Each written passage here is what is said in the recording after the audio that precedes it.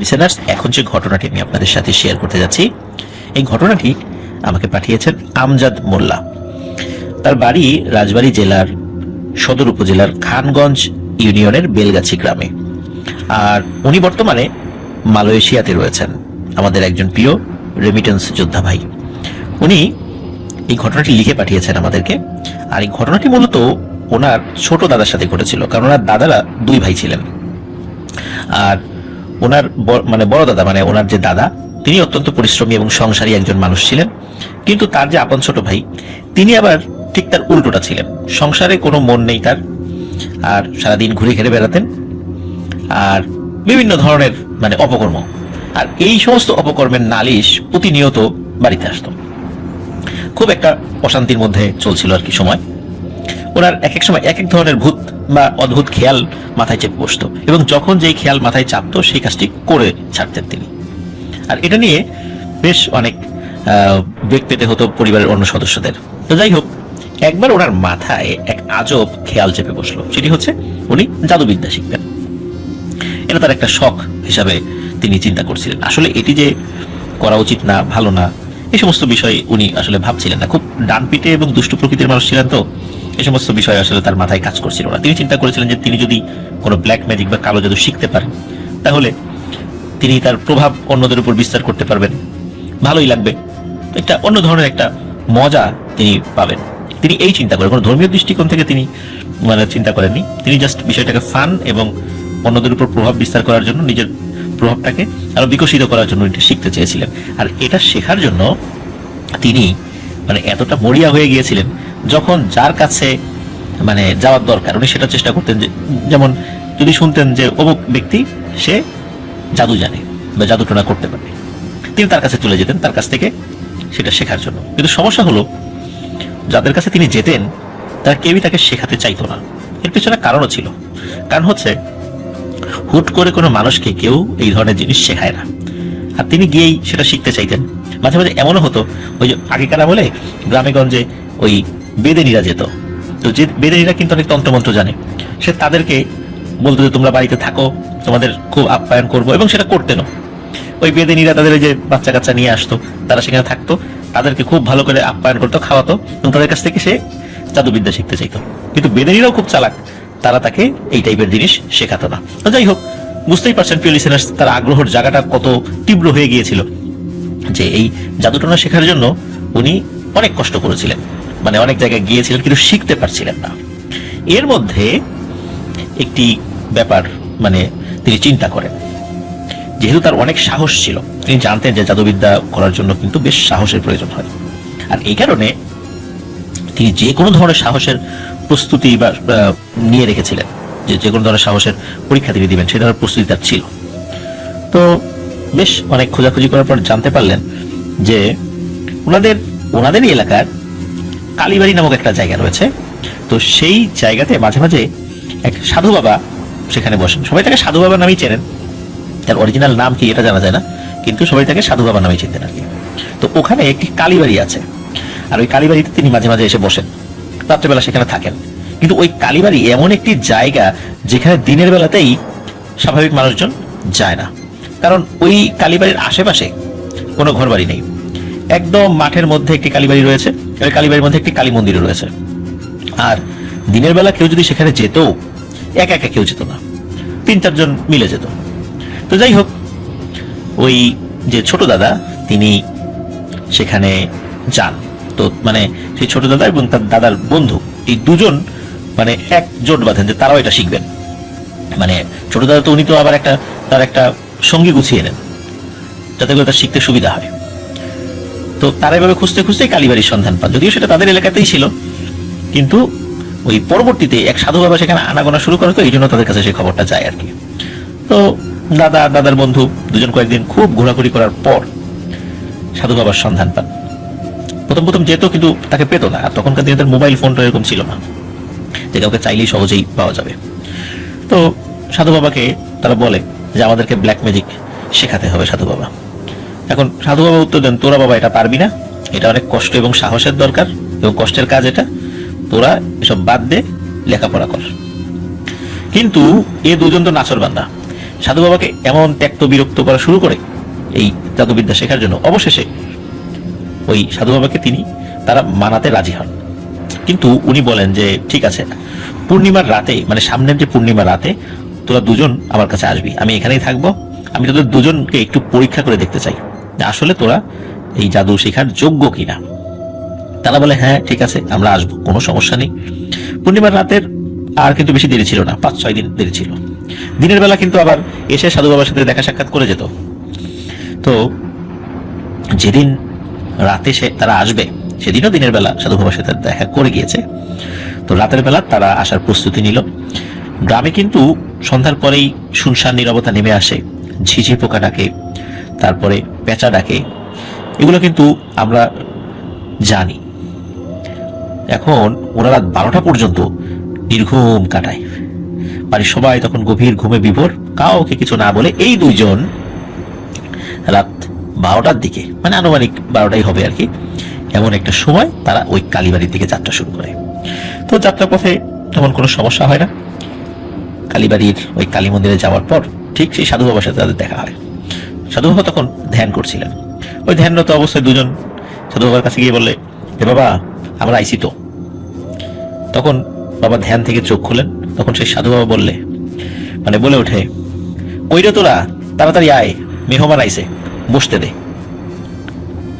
এই কথা বলার সাথে সাথে ছোট দাদা এবং তার বন্ধু দেখছিল যে তাদের পাশে কিন্তু একটা বট গাছ রয়েছে। সেই বট গাছ থেকে বিশাল আকৃতির দুটো বড় বড় কালো মোটা এই অ্যানাকোন্ডা গোছের সাপ নেমে আসছে এবং দ্রুত গতিতে এসে নিজের শরীরটাকে প্যাঁচ দিয়ে পাকিয়ে এমন ভাবে মাটির উপর তারা বসে পড়লো, মনে হচ্ছে এটা একটা ছোট বসার টুল। তখন ওই সাধু বাবা বলল, তোরা দুজন এই দুইটা জায়গার উপরে বস। এই দৃশ্য দেখে ওই ছোট দাদার বন্ধু এমন ভয় পেল যে সে এক দৌড়ে বাড়ি চলে গেছে। ডানে বাই আর পেছনে কোনো দিকে সে থাকায়নি, এক দৌড়ে সে বাড়ি চলে গেছে। এখন ছোট দাদা ওখানে, কিন্তু ওনার কিন্তু অনেক সাহস। দুষ্টু প্রকৃতির তিনি হলেও সাহসের দিক দিয়ে যে কোনো মানুষকে তিনি হারিয়ে দিতে পারবেন এমন একটি অবস্থা আর কি। তো যাই হোক, তখন দাদা কিন্তু সাহস করে ওই ভয়ঙ্কর সাপের উপরে বসেছিলেন। এটা আমরা চিন্তাও করতে পারি না প্রিয় লিসেনার্স। আপনারাও একবার ভাবুন, আমি হলে কি করতাম। আমি তো বলতে পারি যে আমি মনে হয় ওইখানেই সেন্সলেস হয়ে পড়ে যেতাম। তো যাই হোক, উনি সাহস করে যখনই ওটার উপর বসে পড়েন তখন দেখেন এটা একটা ছোট কাঠের টুল হয়ে গেছে, এটা সাপ নেই। তখন সাধু বাবা বলে, আসলেই তোর অনেক সাহস, তোকে শেখানো যায়, কিন্তু তোকে আমি আরো একবার পরীক্ষা করে দেখতে চাই। কিন্তু সেই পরীক্ষাটা কখন কিভাবে হবে সেটা আমি পরে বলবো, তুই মাঝে মাঝে আসিস, আমার সাথে দেখা করিস। এভাবে দেখতে দেখতে দেখতে কেটে গেল কিছুদিন। আর তার ওই বন্ধু, তার ওই ব্ল্যাক ম্যাজিক শেখার স্বাদ মিটে গেছে। সে ওই ভয়ঙ্কর দৃশ্য দেখে ওই পরের দিন ওই ছোট দাদাকে বলছে, বন্ধু আমি এই ঝামেলায় নাই, আমার শেখার কোনো দরকার নাই, তুই পারলি শেখ, আমি এই কালো জাদুটা তো কিছু শিখবো না। তো যাই হোক, সে আর এই লাইনে আর ছিল না, সে আর শেখার চেষ্টাও করেনি। তো যাই হোক, এরপরে যেটা হয় সেটা হলো যে অল্প কিছুদিন পরে সাধু বাবা ছোট দাদাকে বলে যে তোকে আমাদের একটা চর রয়েছে, সেই চরের শ্মশান আছে, সেই শ্মশানে যেতে হবে। ওই শ্মশানটা ছিল আবার পদ্মা নদীর পাড়ে, আর ওই জায়গার আশেপাশে 2 থেকে 3 কিলোমিটার মধ্যে কোনো ঘর বাড়ি নেই, ওই সময়ের কথা বলছি আর কি। আর ছোট দাদাকে তিনি যখন যেতে বলে তখন দাদা বলে, হ্যাঁ ঠিক আছে আমি যাব। কিন্তু তিনি বারবার বলে দেন, ওই সাধু বাবা বারবার বলে দেন, তুই কিন্তু বাবা ভয় পাস না, তুই যদি ওই সময় ভয় পাস আমি কিন্তু তোকে কোনোভাবেই বাঁচাতে পারবো না, আর যদি ভয় না পাস তবে আমি তোকে অনেক কিছু শিখিয়ে দেওয়ার চেষ্টা করব। তো যেই রাতে যাওয়ার কথা, সেই রাতে ওই সাধু বাবা সে নিজেও ওই ছোট দাদাকে সাথে নিয়ে বের হয়।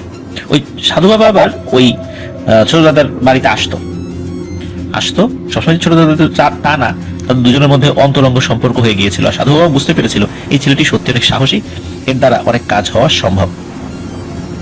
তো যেই রাতে যাবে আর কি, সেই রাতে ওই সাধু বাবা এবং ওই ছোট দাদা বাড়িতে খাওয়া দাওয়া করে সেই শ্মশানের উদ্দেশ্যে বেরিয়ে পড়ে। বেশ কিছু সময় হাঁটার পরে তারা সেই শ্মশান ঘাটে এসে পৌঁছেও যায়। আর ওই সময় ওই সাধু বাবা ছোট দাদাকে ঠায় দাঁড় করিয়ে রেখে তার সামনে দাঁড়িয়ে কয়েকটি মন্ত্র শিখিয়ে দেন এবং তিনি বলেন, তুই এইগুলি পাঠ করতে থাকবি। আর উনি চারদিকে বৃত্ত একটি এঁকে দেন, বলেন যে যাই ঘটুক না কেন এই বৃত্তের বাহিরে যাওয়া যাবে না। আমি এখন এখান থেকে চলে যাচ্ছি, আমি পরে আসব, কিন্তু এটাই মনে রাখিস তোর পরীক্ষা। আমি এখন থেকে তোর সাথে থাকবো না, কিন্তু তোকে তোর পরীক্ষার প্রস্তুতি তুই তো নিয়েছিস আগে, কিন্তু সেটার পরীক্ষা কি প্রস্তুতি নিয়েছিস, তোর কি সাহসের পরীক্ষা এখন তোকে দিতে হবে। যাই হোক, তিনি ওখান থেকে চলে যান। এখন বলা ছিল যে এর মধ্যে সে বসা যাবে না, দাঁড়িয়ে থাকতে হবে। দীর্ঘ সময় দাঁড়িয়ে থাকা কিন্তু খুবই কষ্টকর ব্যাপার, তারপরও তিনি দাঁড়িয়েছিলেন। এখন উনি ফিল করছেন যে শরীরটা কেমন যেন ভারী ভারী হয়ে যাচ্ছে, একটু বসি, মানে দাঁড়িয়ে থাকতে থাকতে মানে শরীর আসলে ভারী হয়ে গেছে। আর কতক্ষণ দাঁড়িয়ে থাকবো, ওর ঘন্টা খানিক তো পার হয়ে গেল। তো হঠাৎ করে ওনার কাছে মনে হলো মাটি কিছুটা কেঁপে উঠছে, যেমন ওই আমরা যদি রেল লাইনের পাশে দাঁড়িয়ে থাকি, রেলগাড়ি যদি যায় মাটি যেমন কেঁপে ওঠে না, ঠিক তেমন। কিন্তু এই কম্পনটা ছিল কেউ যদি থপ থপ করে, যেমন হাতি যেভাবে থপ থপ করে হাঁটে, ওইভাবে হাঁটলে যেভাবে মাটি কেঁপে ওঠে, মনে হচ্ছে ওরকম করে কেঁপে উঠছে। মনে হচ্ছে কেউ সজোরে পা ফেলে ওই ছোট দাদার দিকে এগিয়ে আসছে, এবং কম্পনটা আরো বেশি মনে হচ্ছে যে একটু আগে কম ছিল, এখন আবার একটু বেশি।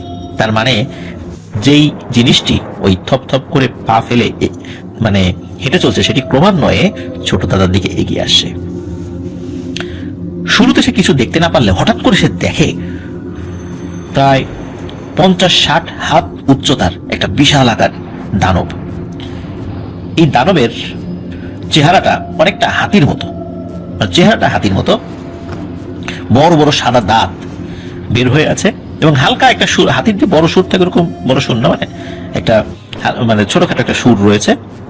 আর তার পা গুলো মানে হাতির পায়ের থেকেও মোটা, এবং এটি ছোট দাদা চারদিক দিয়ে হেঁটে বেড়াচ্ছে, মানে চক্রাকারে ঘুরে বেড়াচ্ছে। ছোট দাদা কিন্তু বুঝতে পারছেন সে এই চক্রের মধ্যে আছে দেখে, মানে ওই গোল বৃত্তের মধ্যে আছে দেখে ওই দানবটি তার কোনো ক্ষতি করতে পারছে না। কিন্তু কোনোভাবে যদি সেই বৃত্ত থেকে বেরিয়ে যায় তাহলে তার অনেক বড় ক্ষতি হয়ে যাবে। এইভাবে সে মানে চিন্তা করছে। এদিকে ওই দানবটি কিন্তু 10 থেকে 15 মিনিট টানা চারদিকে ঘুরতে থাকে, কিন্তু ঘোরাঘুরি করার পর যখন দেখে যে দাদা ভয়ে দৌড়ে পালালেন না, বাহিরে আসলেন না, এরপরে এই দানবটি যেভাবে এসেছিল ঠিক সেভাবেই চলে যায়। এর কয়েক মিনিট পর সাদা জুব্বা পরা লম্বা লম্বা দুজন মানুষ আসে, এসে দাদার সামনে নিজেদের মধ্যে মারামারি শুরু করে দেয়। প্রিয় লিসেনার্স, এখানে একটি বিষয় দেখেন, এই দুষ্ট জিনেরা কত চালাকি করে মানুষকে ওই বৃত্ত থেকে বের করে আনার জন্য।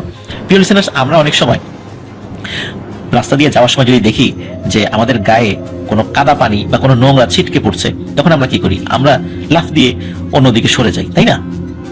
বা আমরা যদি দেখি যে আমাদের সামনে এমন কিছু আছে, হঠাৎ করে দেখতে পারি যেটা আমাদের শরীরে লাগলে আমাদের ক্ষতি হতে পারে, আমরা লাফ দিয়ে সেখান থেকে সরে যাই। তো ওই দুইটা লম্বা লম্বা সাদা জুব্বা পরা অবয়ব, তারা যে কাজটি করছিল, নিজেদের মধ্যে মারামারি শুরু করছে, এবং এমন ভাবে মারামারি করছে মনে হচ্ছে এখনই ছোট দাদার গায়ের উপর এসে পড়বে। আর ছোট দাদা মানে ভয় পেয়ে, এই যে আমার গায়ের উপর এসে পড়লো, উনি মানে এই কারণে গায়ের উপর এসে যদি মানে না পড়ে, গায়ের উপর পড়লে তো উনি ব্যথা পাবেন, এই কারণে উনি যাতে লাফ দিয়ে ওই ওনার যে নির্দিষ্ট জায়গায় উনি দাঁড়িয়ে আছেন সেখান থেকে সরে যায়, আর সরে গেলেই তো সে বৃত্তের বাইরে চলে যাবে। এইভাবে এই দুটো দুষ্টু পিশাচ অনেকক্ষণ ধরে চেষ্টা করলো নিজেদের মধ্যে মারামারি করে যে কোনোভাবে ওকে ওই বৃত্ত থেকে বের করে আনা যায় কিনা। আর সেটা বারবার শুধু ওই ছোট দাদার মানে গায়ের উপরে এসে পড়ার চেষ্টা করছিল, কিন্তু মানে বৃত্তের বাইরে। আর বৃত্তটা কিন্তু খুব যে বড় তা কিন্তু না, মানে বিশাল এরিয়া নিয়ে তা না, হয়তো তিনি যেখানে দাঁড়িয়েছিলেন তার থেকে 2 হাত দূরে হলো বৃত্তের একটি দাগ আর কি। তো মারামারি হলে এত বড় বড় আকৃতির দুজন অবয়ব মারামারি হলে, আচার খেলে তো তার গায়ের উপর এসে পড়াটাই স্বাভাবিক। কিন্তু ছোট দাদা অনেক ভয় পাচ্ছিলেন, কিন্তু বের হচ্ছিলেন না সেখান থেকে। তিনি জানেন যে এগুলো সবই মায়াজাল, এগুলো সবই পাতালবাসীর মায়াজাল, এখান থেকে কোনোভাবে বের হওয়া যাবে না। যদি একবার বের হই তাহলে আমাকে একদম পিষে মেরে ফেলবে। তো বেশ কিছুক্ষণ পর হঠাৎ করে ওই দুটো অবয়ব তাদের মারামারি থামিয়ে দেয়। থামিয়ে দিয়ে আস্তে আস্তে দাদার দিকে এগিয়ে আসতে থাকে এবং কাছে এসে বলে, সত্যি তোর অনেক সাহস রে, কারণ এত ঘটনা ঘটার পর কোনো মানুষ যে এর মধ্যে দাঁড়িয়ে থাকতে পারে এটা আমাদেরও বিশ্বাস ছিল না। তোর আসলেই সাহস, এই বলে ওই দুটো অবয়ব তারা আবার চলে যায়। তারা চিন্তা করেন, যাক এখন মনে হয় আমার পরীক্ষা দেওয়া শেষ হয়েছে, এখন আমি বের হতে পারি। যখন বের হবে হঠাৎ করে ভয়ঙ্কর আওয়াজ শুনতে পান, এবং এই আওয়াজগুলো বাঘের গর্জন। তিনি দেখতে পান বড় বড় কয়েকটি বাঘ তারা ওই বৃত্তের চারদিকে ঘুরছে এবং আক্রমণের জন্য উদ্যত হচ্ছে, কিন্তু কোনোভাবেই তারা আক্রমণ করতে পারছেন না। অনেকক্ষণ তারা গর্জন করেছে কিন্তু কোনো আক্রমণ করেনি। আর যেহেতু বাইরে থেকে তারা আক্রমণ করতে পারছিল না, এই জন্য সেই সময় ছোট দাদা ভয় না পেয়ে এবার তিনি আরো সাহসী হয়ে উঠছিলেন। উনি বুঝতে পারছিলেন যে ওনার পরীক্ষায় ঠিকঠাক মতো চলছে এবং উনি পাশ করতে পারছেন। যখন ফজরের আজানের সময় হয়ে যায়, আস্তে আস্তে সবকিছু স্বাভাবিক হয়ে যায়। বিশেষ করে আজান দেওয়ার পরপরই আর কিচ্ছু নেই। আর আজান দেওয়ার পরই সেই সাধু বাবা এসে উপস্থিত হয়।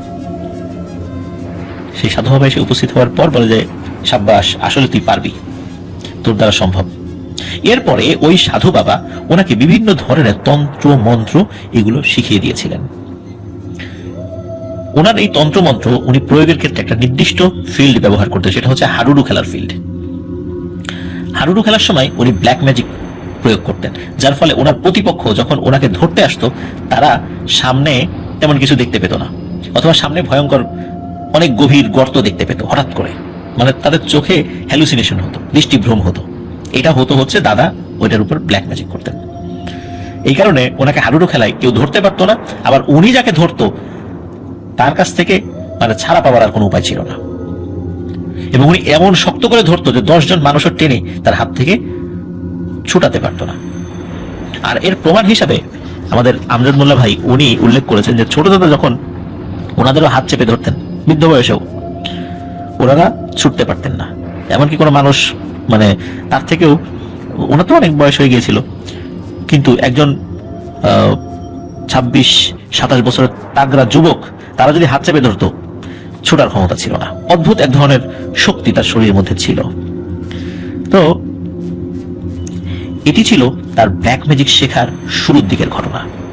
আর ওনার ব্ল্যাক ম্যাজিক পরবর্তী কিছু ঘটনা আমজাদ মোল্লা ভাই আমাদেরকে পাঠিয়েছেন, উনি সেটা আমরা পরবর্তীতে সময় করে আমরা ইনশাল্লাহ বলবো। তো প্রিয় লিসেনার্স, এটি ছিল ঘটনা। কিন্তু এই ঘটনা থেকে কিন্তু আপনারা একটা বিষয় খুব ভালো করে মাথায় রাখবেন, সেটা হচ্ছে সাহসী হওয়া ভালো, কিন্তু দুঃসাহসী হওয়া ভালো না। আর দুঃসাহসী হওয়া যায় যদি সেটা দেশ, সমাজ বা মানুষের কল্যাণে হয়, কিন্তু ব্যক্তি কল্যাণের জন্য সেটি হওয়া মোটেও উচিত নয়। আর সেটা যদি হয় ব্ল্যাক ম্যাজিক রিলেটেড বা ব্ল্যাক ম্যাজিক করার জন্য নিজের সাহসের পরিচয় দিতে হবে, তা তো অবশ্যই নয়। কারণ এটা করার মাধ্যমে দিয়ে একটা মানুষ দুনিয়া আখিরাত উভয়ই হারায়। আশা করছি আমাদের এই ঘটনাটি আপনাদের ভালো লেগেছে।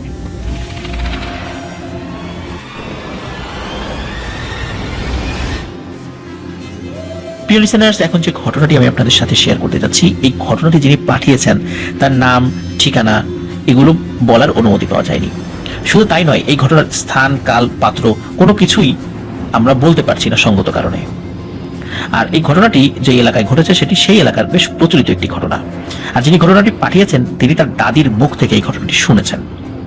এটি একটি চমৎকার ঘটনা, এবং যিনি পাঠিয়েছেন তিনি বলেছেন যে এর আগে অন্য কোনো হরর শোতে এই ধরনের ঘটনা বা এই ঘটনাটি প্রচারিত হয়েছে কিনা সেটি তার জানা নেই।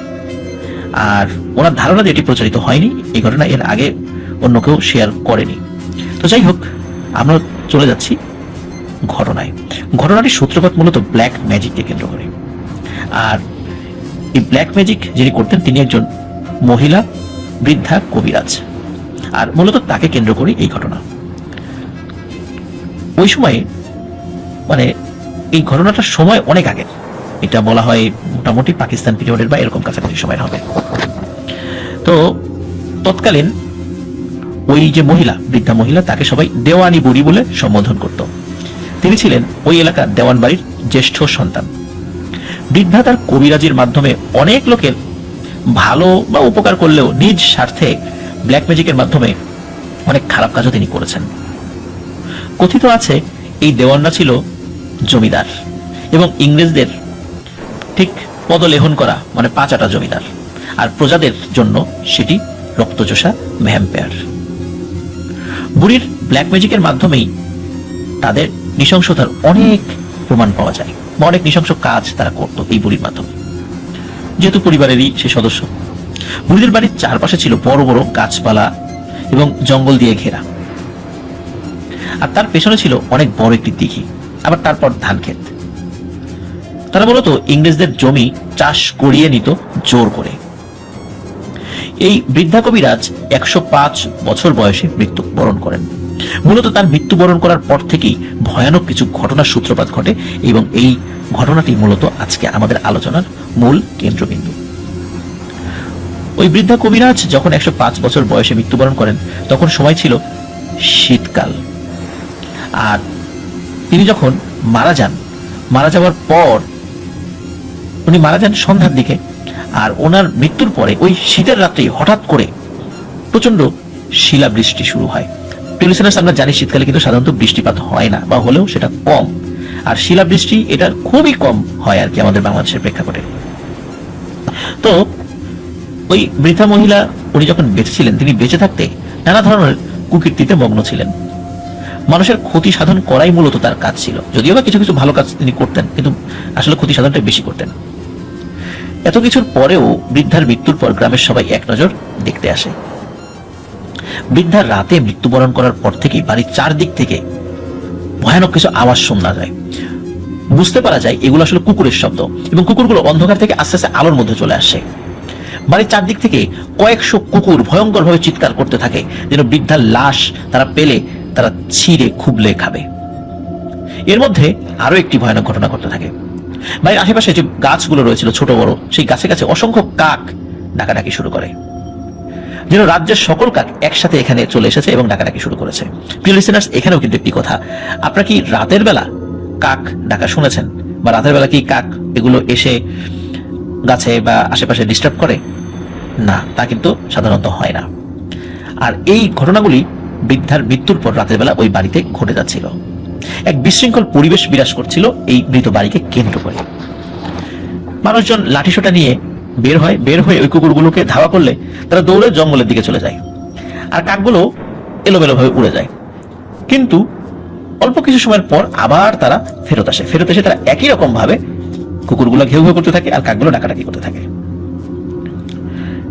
বুড়ির লাশটিকে জমিদার বাড়ির বৈঠকখানায় রাখা হয়েছিল। শীতকালে প্রচন্ড শিলাবৃষ্টি হচ্ছিল, যে কারণে বুড়ির লাশটিকে 2 দিন যাবৎ কোনো মতেই কবরস্থ করা সম্ভব হচ্ছিল না। হ্যাঁ প্রিয় লিসেনার্স, বুড়ি আসলে 2 দিন ধরে মারা গিয়েছিল, কিন্তু তার লাশ দাফন করা যাচ্ছিল না। কিন্তু শীতকালে এই প্রচন্ড শিলাবৃষ্টির কারণে বুড়িকে কবরস্থ করাও সম্ভব হচ্ছিল না। কারণ হচ্ছে ওই কবর খোঁড়ার পর সেখানে পানি উঠে যাচ্ছিল। এখন কি করবে? 2 দিন তো হয়ে গেছে। তখন পরিবারের সদস্যরা তারা সিদ্ধান্ত নেয় তারা একটি ঘর তৈরি করে তাতে বুড়িকে কবর দেওয়ার চেষ্টা করবে। কিন্তু সমস্যা হলো, বৃষ্টি এত পরিমাণে হওয়া শুরু হয় যে বৃষ্টির পানিতে এমন ভাবে সয়লাভ হয়ে যাচ্ছিল যে এই কাজটি করাও অসম্ভব হয়ে যাচ্ছিল, যে ঘর যে তৈরি করবে সেটাও অসম্ভব হয়ে যাচ্ছিল। বৃদ্ধা মারা যাবার পর এসব অবিশ্বাস্য ঘটনা দেখার পর পরিবারের সকলে এই ঘটনাটি চেপে যান এবং আশেপাশের লোকজনকে বলতে এগুলো নিষেধ করেন, যারা এই ঘটনাগুলো দেখছিল, যে খবরদার এগুলো কাউকে বলা যাবে না। যেহেতু তারা অনেক প্রভাবশালী ব্যক্তি ছিলেন, কোনো মানুষ বলার সাহসও করছিল না আর কি। আর এই গোপন বিষয়গুলো প্রথম দিকে তো গোপন ছিল, যে এরকম কাক ডাকাডাকি কুকুর এগুলো তো পরিবারের লোকজন প্রথম দিকে দেখেছে, কিন্তু পরবর্তীতে লোকজনকে যতই বলা হোক যে কাউকে বলবা না, 1 কান 2 কান করে করে এই কথাগুলো চারদিকে ছড়িয়ে পড়ে। আর গ্রামবাসী প্রায় সকলেই জানতে পারে এই 2 দিনের মাথায় যে এই ঘটনা সেখানে ঘটছে। যাই হোক, বৃষ্টি কিন্তু একটা সময় শেষ হয়ে আসা শুরু হয়, মানে বৃষ্টিটা কমতে থাকে। আর এই বৃষ্টির মধ্যে কিন্তু অনেকেই ওই বুড়িকে দেখতে এসেছিল, আর দেখার পরে গ্রামবাসী যে যার মতো বাড়িতে চলে যায়। আর প্রিয় লিসেনার্স, এখানে একটি বিষয়, সেটি হচ্ছে যে বুড়ির লাশ কিন্তু 2 দিন হয়ে যাওয়ায় পচন ধরার একটি ভয় ছিল, তাই বুড়ির লাশটিকে দিনে 2 বার গোসল দেওয়া হচ্ছিল। আতর, সুগন্ধি, গোলাপ জল, ধূপ এগুলো দিয়ে সতেজ রাখার চেষ্টা করা হচ্ছিল বুড়ির দেহকে। ঘটনার 3য় দিন রাতে ঘটেছিল মূল ঘটনা।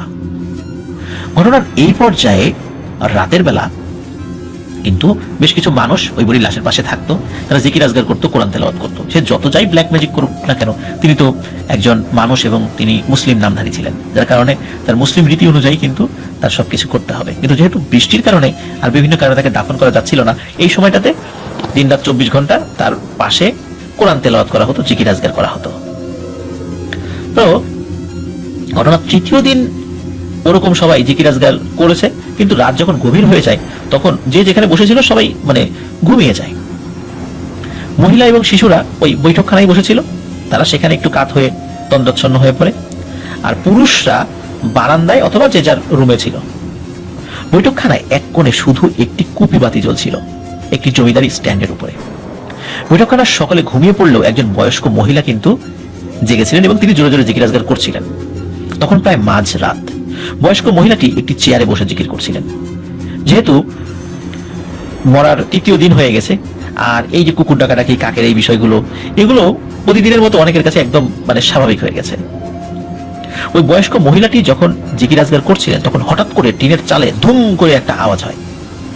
আশ্চর্যের বিষয় হচ্ছে এই আওয়াজে কেউ কিন্তু ঘুম থেকে জাগ্রত হয়নি। মনে হচ্ছে কোনো আওয়াজ হয়নি, কেউ যে একটু নড়ে উঠবে ঘুমে ওই ধুম করে ওই আওয়াজে, তাও হয় না। বৃদ্ধা কিছুক্ষণ পর দেখতে পান বন্ধ জানালার পাশ দিয়ে মানুষের মতো কি যেন একটা ঘরে ঢুকছে। মানুষ হালকা আলোতে দাঁড়ালে যেমন ছায়া পড়ে, ঠিক তেমনি ছায়াটি দেয়ালে ভেসে ভেসে লাশের পাশে এসে দাঁড়িয়েছে।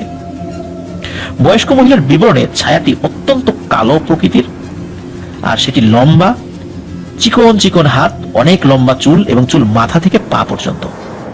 অবয়বটি লাশের পাশে এসে তার একটি চুল ছিঁড়ে লাশটিকে মাথা থেকে পা পর্যন্ত মাপ নিতে থাকে। ওই অবয়বটির যে মাথা লম্বা চুল ছিল, সেই তার একটি চুল ছিঁড়ে সে ওই লাশটির মাথা থেকে পা পর্যন্ত মাপ নিচ্ছে। ঠিক যেমন কোনো দর্জি বা কোনো মিস্ত্রি কোনো একটি নির্মাণ কাজ করার আগে সেখানে মাপঝোঁক করে, ঠিক তেমন মাপ নিচ্ছিল। এরপর সেই চুলটি ওই কুপির বাতি যেখানে আছে সেখানে ছুঁড়ে মারে। এরপর ওই চুলটি পুড়ে যায়। এটা কিন্তু দেখছে ওই একজন যে বৃদ্ধা মহিলা, তিনি কিন্তু দেখছিলেন এই ঘটনাগুলো, চুপ করেছিলেন, একদম কোনো সাউন্ডই করছিলেন না। কি হয় উনি দেখছিলেন, প্রচন্ড ভয় পাচ্ছিলেন, কিন্তু চুপ করেছিলেন। এই ঘটনা পর্যন্ত যদি এইটুক পর্যন্ত হতো তাহলেও একটা ব্যাপার ছিল, কিন্তু এরপরেই ভয়ানক কিছু ঘটনার সূত্রপাত হয়। আর সেই ভয়ানক ঘটনাতেই এমন কিছু মর্মান্তিক বিষয় ছিল যা আসলেই মেনে নেওয়া অনেক কঠিন। অবয়বটি এরপর ওই যে আশেপাশে যে মানুষগুলো ঘুমিয়ে আছে ওই ঘুমন্ত ব্যক্তিগুলোর মাপ নিতে থাকে, এবং এক্ষেত্রে সে তার চুল ছিঁড়ে মাপ নিতে থাকে।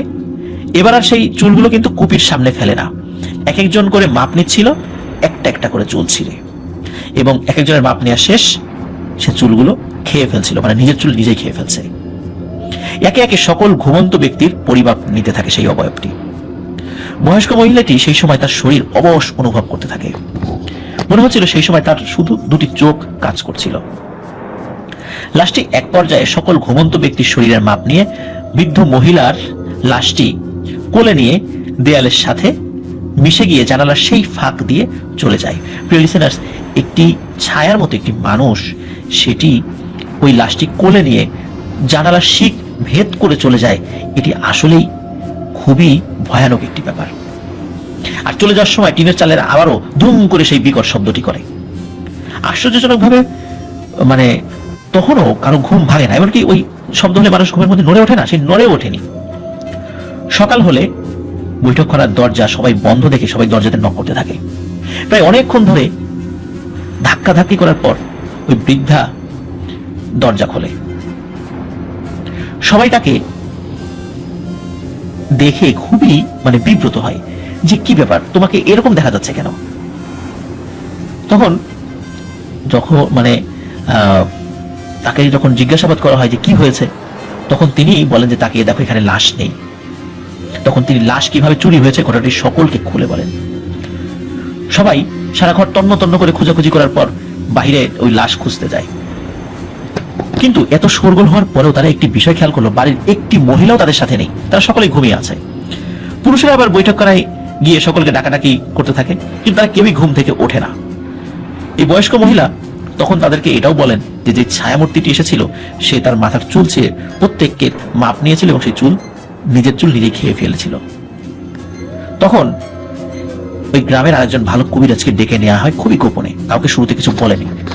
তিনি বাড়িতে ঢুকেই বলেন, ওই যে ব্যক্তিগুলো ঘুমিয়ে আছেন তারা এখন কেউই আর জীবিত নেই, তারা প্রত্যেকেই মারা গিয়েছেন, যারা বৈঠকখানায় লাশের পাশে শুয়েছিল। এসব কথা শুনে সকলেই কান্নায় ভেঙে পড়েন, কারণ যারা মারা গিয়েছিল কারো স্ত্রী, কারো মা, কারো সন্তান। ওই কবিরাজের বর্ণনায় যেই মৃত যে বৃদ্ধা যিনি কবিরাজ ছিলেন, তিনি অত্যন্ত দুষ্টু প্রকৃতির কিছু জিন পালতেন তার জীবদ্দশায়, যাদেরকে দিয়ে তিনি অমানসিক পরিশ্রম করাতেন। তিনি মারা যাওয়ার পর সেই জিনগুলো ছাড়া পেয়ে যায়, যে কারণে জীবিত থাকতে তো ওই বৃদ্ধা মহিলার উপর তাদের অনেক ক্ষোভ ছিল।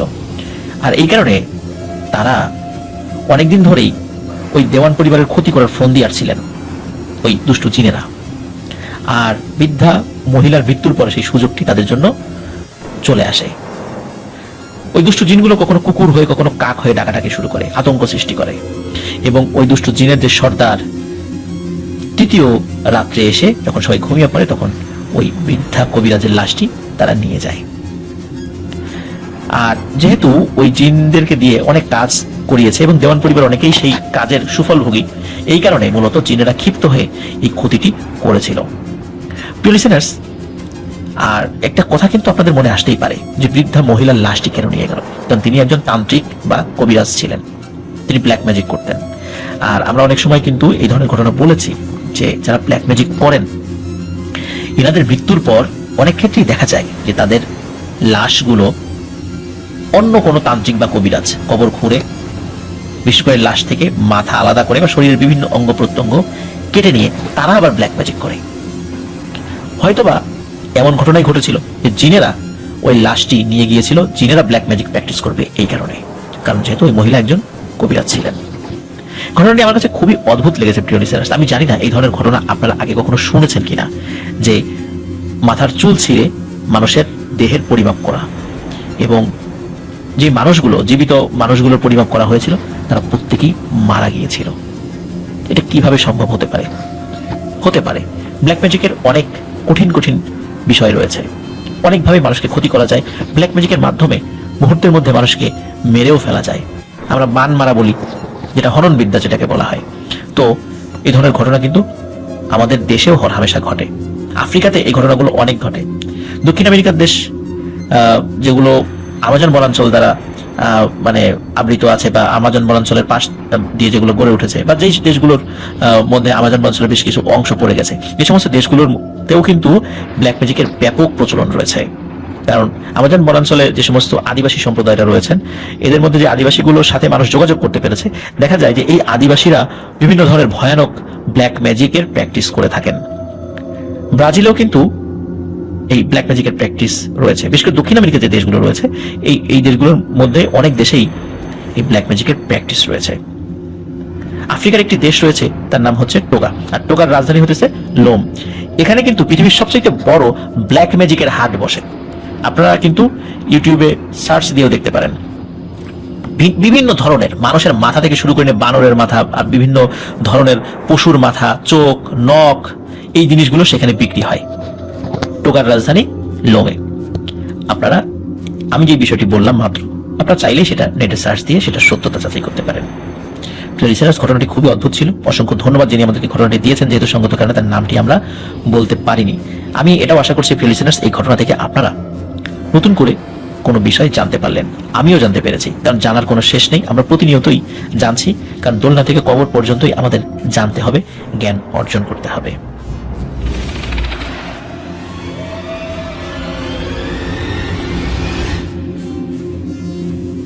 আবারও স্বাগতম প্রিয় লিসেনার্স নতুন আরো একটি ঘটনায়। এখন যে ঘটনাটি আমি আপনাদেরকে বলতে যাচ্ছি, এই ঘটনাটি আমাদেরকে পাঠিয়েছেন আল ওবাইদ খান আবিদ। ওনার বাড়ি মানিকগঞ্জের চর গড়পাড়া নামক একটি গ্রামে। ইতিপূর্বে তিনি আরো একটি ঘটনা আমাদেরকে শেয়ার করেছিলেন, যেটি তার দাদার সঙ্গে ঘটেছিল। ওনার দাদা ওনাদের গ্রামের নাম করা একজন ইমাম ছিলেন, তাই তার সাথে বিভিন্ন সময় বিভিন্ন ধরনের ভৌতিক ঘটনা ঘটেছে। আর এখন যে ঘটনাটি বলা হচ্ছে, এটি ওনার দাদার সঙ্গে বিভিন্ন ঘটে যাওয়া ঘটনার মধ্যে খুবই মারাত্মক এবং বেদনাদায়ক একটি ঘটনা। তো কথা না বাড়িয়ে সরাসরি ঘটনাতে চলে যাচ্ছি। ওনার দাদার বয়স তখন আনুমানিক 24 কি 25 বছর। ওনার দাদা তখন মসজিদে ইমামতি শুরু করেছেন নতুন নতুন আর কি, বিয়েও করেছেন প্রায় কয়েক মাস হলো। এরকম বেশ কয়েক মাস কেটে যাচ্ছিল, কিন্তু কিছুদিন পর পরিবারে আর্থিক দৈন্যতা দেখা দেওয়ার কারণে ওনার দাদা আরো একটি চাকরি খোঁজার চেষ্টা করেন, কারণ ইমামতির টাকায় আসলে পরিবার চলছিল না। অনেক খোঁজাখুঁজি করার পর ওনার দাদা কাঞ্চন নামক একটি জায়গায় একটি জুট মিলে চাকরি পান। তো কয়েকদিন পরেই উনি বাসা থেকে প্রয়োজনীয় জিনিসপত্র নিয়ে ওই কাঞ্চনের দিকে রওনা দেন। সবার সাথে কথা বলে একটা থাকার রুমও পেয়ে যান তিনি। আর ওনার সাথে থাকতেন তারই অফিসে কাজ করা আরো একটি লোক, তার নাম ছিল সরল মিয়া। তাদের ডিউটি টাইম ছিল সকাল 8টা থেকে রাত 8টা পর্যন্ত। যেহেতু আবিদ ভাইয়ের দাদা, মানে যার ঘটনা বলা হচ্ছে, তিনি মসজিদের ইমাম ছিলেন, তাই তিনি 5 ওয়াক্ত নামাজ এবং তাহাজ্জুদের নামাজ নিয়মিত আদায় করতেন। আর ঘটনাটি মূলত শুরু হয় এখান থেকেই। তিনি কাজ শেষ করে বাসায় আসতেন রাত 8:30টার দিকে। অফিস থেকে তার রুমের দূরত্ব 30 মিনিট পায়ে হাঁটা পথ। তিনি আর তার সহকর্মী সরল মিয়া মসজিদে গিয়ে একসাথে নামাজ আদায় করতেন। বলে রাখা ভালো, ওনার রুমের থেকে একটু দূরেই ছিল একটা টিনের মসজিদ। মসজিদটি টিন দিয়ে বানানো। দাদার মানে ওনার রুমের জানালা দিয়ে মসজিদটি দেখা যেত। আর তিনি আর সরল মিয়া ওই মসজিদে গিয়েই কিন্তু রেগুলার সালাত আদায় করতেন, মানে নামাজ পড়তেন। আর রাত যখন গভীর হয়ে যেত তখন তাহাজ্জুদের নামাজও এই মসজিদেই তারা আদায় করতেন। একটি বিষয় বলে রাখা ভালো, সেটি হচ্ছে মসজিদটি কিন্তু সব সময় খোলাই থাকতো, কখনো তালা দিয়ে রাখা হতো না। বিভিন্ন সময় মানুষ আসতো, নামাজ পড়তো, আবার চলে যেত।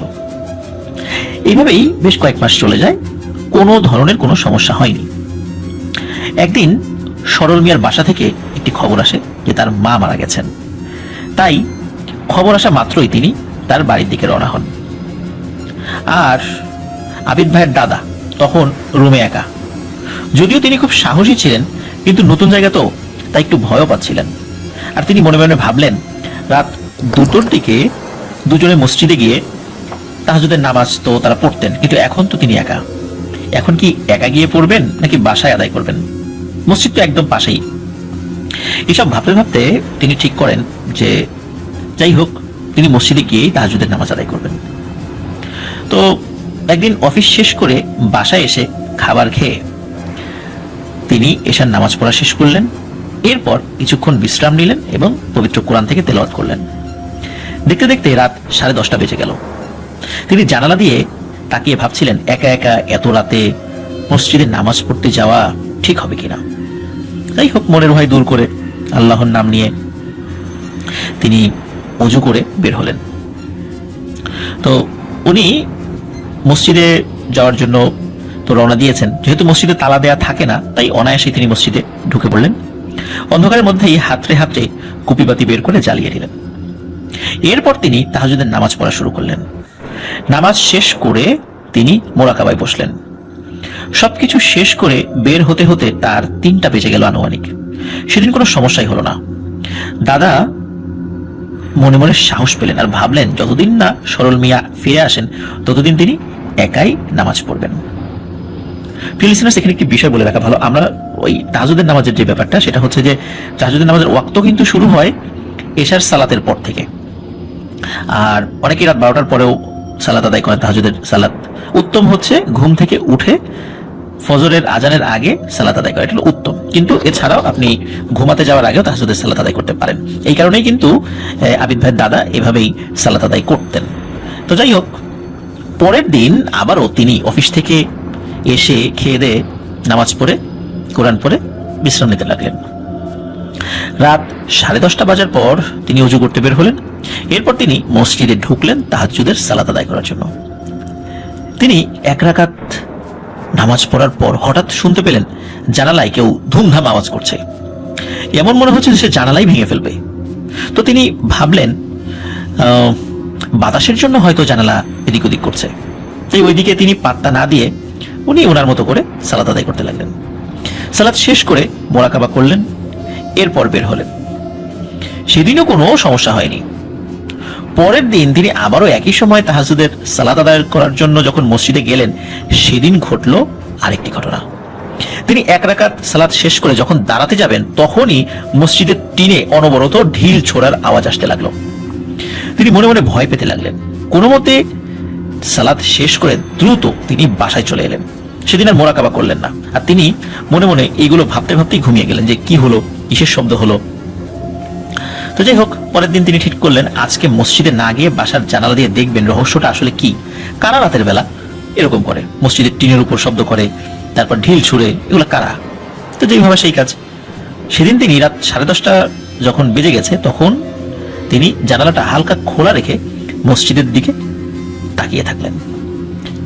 বেশ কিছুক্ষণ হয়ে গেল, তিনি কিছুই দেখতে পেলেন না। এইভাবে রাত 3টা অবধি তিনি জেগে থাকলেন, কিন্তু কিছুই যখন দেখতে পেলেন না তখন তিনি বাসায় তাহাজ্জুদের সালাত আদায় করে ঘুমিয়ে গেলেন। পরের দিন তিনি আবার ঠিক করলেন তিনি মসজিদে গিয়েই তাহাজ্জুদের সালাত আদায় করবেন আর কি। কারণ যেহেতু আগের দিন রাতের বেলা তিনি কিছুই দেখেননি, হয়তো তার মনের ভুলের জন্যই তিনি এসব শুনতে পাচ্ছেন। কারণ তিনি এত রাতে একা একা নামাজ পড়েন, তো এরকম মনে হওয়াটা স্বাভাবিক। কই, যখন সরল মিয়া ছিল তখন তো এরকম হয়নি, তো এখনই কেন হচ্ছে। যাই হোক, সেদিন রাতে তিনি ওযু করে মসজিদের দিকে রওনা হলেন। সেদিন কিন্তু পুরো নামাজ খুব ভালোভাবেই তিনি শেষ করলেন, কিন্তু ঘটনা ঘটলো তিনি যখন মোরাকাবায় বসলেন ঠিক তখনই। তার ভাষ্য মতে একটা প্রকাণ্ড গাছ টিনের চালের উপর পড়লে যেমন বিকট আওয়াজ হয় ঠিক তেমনি আওয়াজ হলো। তিনি আতঙ্কে লাফ দিয়ে উঠলেন আর মসজিদ থেকে বের হয়ে এক দৌড়ে তিনি রুমে গিয়ে ঘরের দরজা লাগিয়ে দিলেন। 1 গ্লাস পানি খেয়ে জানালা দিয়ে মসজিদের দিকে তাকিয়ে থাকলেন। দেখলেন মসজিদের সবকিছুই তো স্বাভাবিক, টিনের চালের উপর কিন্তু কোনো গাছই ভেঙে পড়েনি। সেদিন রাতে তিনি ভয়ে আর ঘুমাতেই পারলেন না। ফজরের আযান হওয়ার পর তিনি মসজিদে গেলেন। তখন তিনি মসজিদের হুজুরের সাথে কথা বললেন এই বিষয়ে। তার মুখে সব কথা শুনে মসজিদের হুজুর মানে ইমাম সাহেব যিনি, তিনি জিহ্বায় কামড় দেন আর তাকে বলেন, আপনি করেছেন কি? এই জায়গায় আপনারা রাতের বেলা একা একা আসেন? এই আশেপাশের জায়গাটা কিন্তু খুব খারাপ রাতের বেলায়, এখানে ভুলেও কেউ আসে না। আর আপনারা এসে তাহাজ্জুদের সালাত আদায় করেন, আবার এখন কয়েকদিন হলো আপনি একা একা তাহাজ্জুদের নামাজ পড়তে আসেন। আল্লাহর রহমত যে আপনি বেঁচে আছেন, না হলে আপনাকে প্রথম দিনেই মেরে ফেলতো। কয়েকটা খারাপ জিন পরিবার এখানে থাকে, অনেক চেষ্টা করা হয়েছে কিন্তু তাদের এখান থেকে তাড়ানো সম্ভব হয়নি। এমনই এইখানে একটি ঘটনা ঘটেছিল, সেটি হচ্ছে কোনো এক লোককে উল্টো করে মাটিতে পুঁতে রাখা হয়েছিল। লোকজন এই কারণে এখানে রাতের বেলা আসে না, আসলেও একা একা আসে না। এসব কথা শুনে তিনি বাসায় গিয়ে এসব ভাবতে থাকেন এবং তিনি এই পূর্বের ঘটনা চিন্তা করে, প্রথম দিকে তো তিনি ভয় পাননি, কিন্তু পূর্বের ঘটনা চিন্তা করে প্রচন্ড অসুস্থ হয়ে পড়েন আর ঠিক করেন আর চাকরি করবেন না, চাকরি বাকরি ছেড়ে দিয়ে বাসায় চলে যাবেন। তো উনি কিছুটা সুস্থ হওয়ার পর উনি ওনার বাড়িতে ফিরে আসেন। বাড়িতে ফিরে এসে তিনি আবারও আগের মতো ইমামতি করা শুরু করেন। তবে ঘটনা কিন্তু এখানেই শেষ নয় প্রিয় লিসেনার্স। তিনি যখন মসজিদে একা নামাজ পড়তেন তখনই কোনো না কোনো সমস্যা হতো।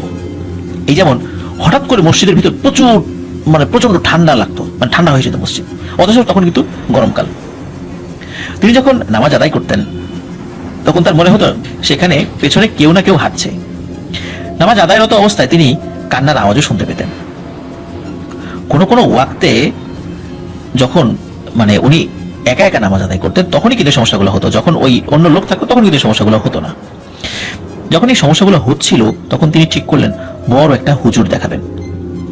অনেক খোঁজাখুঁজি করে একটা ভালো হুজুরের সন্ধানও তিনি পেয়ে গেলেন।